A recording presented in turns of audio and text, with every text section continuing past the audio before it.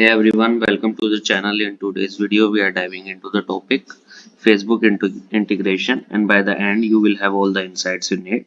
So grab a seat, hit the like button, and let's get started. So, Facebook integration, you can connect your Facebook profile to the Bitrix24 and contact center and reply to Facebook messages from your potential and existing customer directly. So it is an official integration. You can give the support to Facebook comment also. It is also used for the ideal online sales. You can directly integrate it with CRM also. It is a mobile friendly.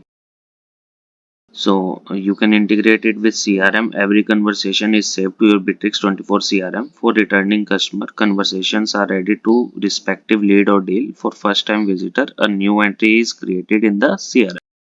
You can directly you can directly reply to the comments from the Bitrix24. You can additionally connect Facebook message to your Bitrix24 account and reply to the comment you receive on Facebook directly from your Bitrix24 contact center.